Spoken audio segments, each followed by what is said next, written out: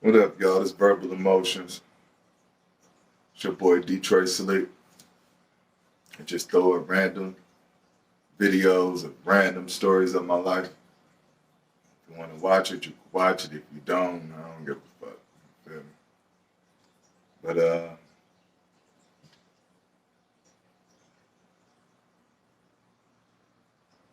I remember the time my homie fell in love with a crackhead, man. A heroin addict, to be exact. Custom. But no, anyway, man, dude wound up rolling into town, man, and he was trying to get his stuff together. You know what I mean? You know, him and his baby mama was going through it over financial issues or whatever the situation may be, and he needed some money and shit. You know what I'm saying? A couple people, you know, they referred him. You know what I'm saying? In certain directions, certain people to holler at. Long story short, he found his way into town, whatever town that was.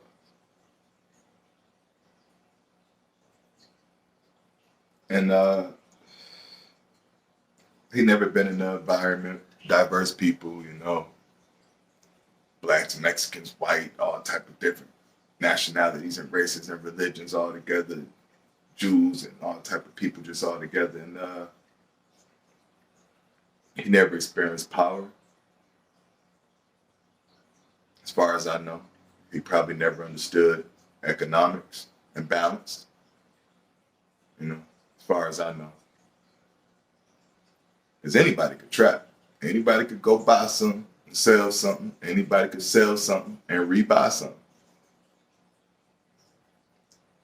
But flipping the bag and building a business is two different things. You feel me? We can get into that later. Y'all can pay for those classes. But yeah. So he wound up coming across a person. We just gonna call her Nancy. And he wound up coming across Nancy. Nancy, you know, she wasn't a looker. She wasn't. She wasn't something that you would risk it all over. You understand what I'm saying? Unless he knew something that I didn't know. Maybe the pussy was good. I don't know. That's something I just don't know. But I started noticing his money started becoming shorter and shorter. He started becoming more distant. And, you know, I know what that is. I know what those signs are. You know, I picked up on those signs early on before I even seen the signs. I picked up on it. I already knew what was coming. I already prepared. I already had shit in motion. So I understand that there's more than one way to skin a cat. Sometimes you're not gonna get the information that you're seeking head on. Sometimes you gotta find a different angle. You know what I mean? So I wound up going to holler at Nancy. You know, see what she was talking about, through a little this, little that. You know, built a relationship with her as far as, you know, communication goes. And she got to tell him, you know, hey, yeah, you know, you can come over to the house and, whatever. And I got a couple people and, cool, cool. So I come in. First thing I see was this TV. Now, when I told him to go and pick a TV up, he told me that somebody had already came and scooped it before he got there.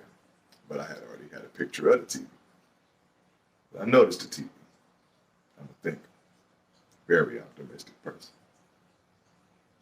And then I see this hat hanging up. I remember this hat because I remember buying that hat. And look, I see some shoes.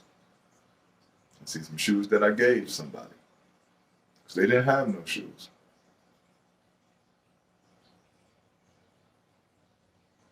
So I knew what it was. But she didn't know that I knew that person. That's how I played it.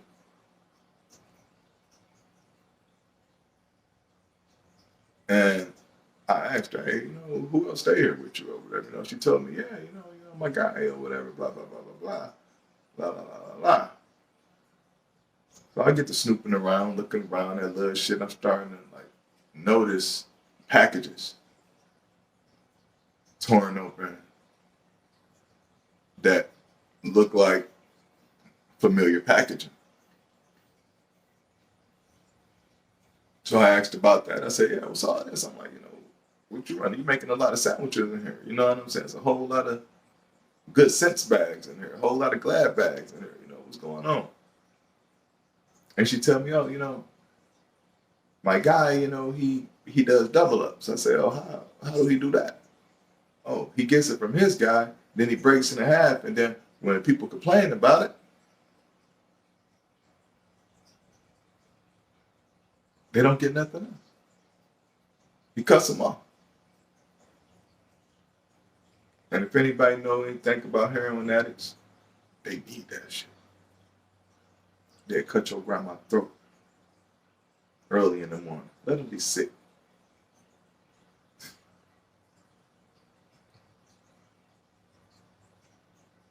It's not a game you want to be in, man.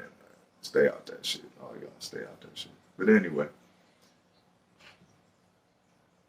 So I'm like, all right, cool, whatever. But then I started noticing they got pills and shit, crushing up pills, and I don't know what they doing. They mixing it with this and mixing it with that. I don't know if they, what I'm saying, putting the sugar in the Kool-Aid, no water. I don't know what the fuck they got going on in this motherfucking house. But I'm observing all these little details and all these certain things. And so I approach him in the streets or whatever, and I ask him, and I say, what's going on? I'm like, you found somebody? You moving along? You moving on? What's going on? You want out? You trying to break even? So you can go your separate way? What's going on? Oh, no, ain't nothing. All right. So I keep a communication relationship with Nancy on the outside. And she comes to me and she said, well, yeah, I'm supposed to be getting like $12,000, $14,000 for some type of settlement or some shit. I hear that shit all the time. Here, hold my card. Here, take my daughter. Here, fuck my wife, man. I don't know. Fuck all that. None of that shit added up to cash. So she told me, I just need to hold this until this. I'm like, all right, cool. You know what I'm saying? I'm going to see what you're talking about. You know what I'm saying? I'm going to throw you a little something that's not going to hurt me. But it pays for me not to fuck with you ever again. You can't borrow nothing. I don't give a fuck if you got a flat tire on the side of the road, bitch, I'm gonna splash a puddle in your motherfucking face. That's just what it is. That's what that buys me. It buys me the freedom to say fuck you if you don't pay me. So cool. So then she comes back to me. She ain't got the money. I already knew that. But she comes to me talking about, well, yeah, my dude is over there acting crazy. He's going to beat my ass, blah, blah, blah, because I'm supposed to give him some money, but I got to split it with my brother, and blah, blah, blah. I'm like, you're supposed to give him some money. What you mean? She said, yeah, we're supposed to be going to go get a house together. And said something like, oh, shit. I said, she fucking tripping. I said, so you really getting this cash? She said, yeah. So I fronted her a little something else. And then a little something else. And then a little something else. Now I'm gambling at this point. Because it's like, if she don't pay me, then yeah, it'll put a little, put a pinprick in the situation. But if she does pay me, then I'm taking out the pockets of everybody else who's trying to dig into them. It's more than one way to skin a cat. So I come to him and I ask him one more time. Before I gave her anything, I came and asked him, I said, listen, if you got plans on any type of bullshit, just break even and you can go your separate way. No bad feelings, no animosity, you know what I'm saying? Business is going to be business, you know what I mean? And his business. You feel me? So, you know. But so I guess there was a lot of people digging in them pockets, digging in that pot. I got my money. I guess a couple other people, a couple other characters, they got their money. But the person who was gambling his future on that money didn't get that money. And that fucked him up. So now he gets violent with her, but forgetting that her addiction is more powerful than any relationship. Her addiction comes before herself. She would sacrifice her own body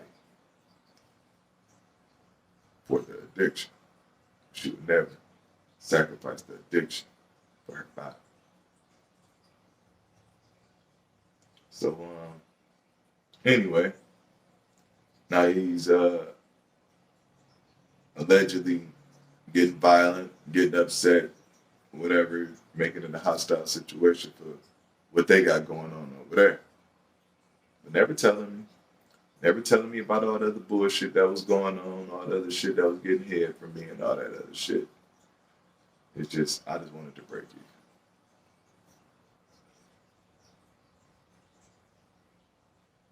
you. And this guy gets upset with her. And all this is public record. He gets upset with her. He goes to the gas station. And get one of those styrofoam cups, one of the plastic cups maybe. And you get like $1 on pump, whatever. And he filled that cup up with gas.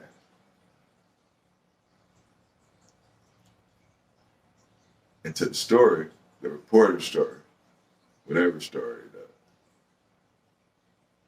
the statements and the paperwork that Nancy had, it says that he splashed gasoline on the welcome mat, the doormat, and lit it on fire. Not understanding that the way that these houses are set up, they set up in apartments where we was at. You know, it'd be a house on the outside, but then you step in and there's 3 different apartments, 4 different apartments.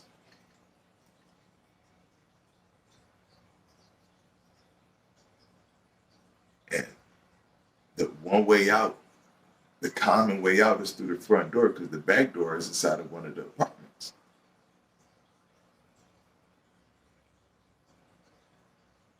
House goes up. I believe everybody got out safely, but the cat died. The cat. And they booked his ass over that. They booked him. They booked him for the cat. Nothing against, you know what I'm saying, the cat lovers and the animal lovers and PETA and the enthusiasts and all that shit. But yeah, I get it was a heinous act. A careless act that he allegedly did.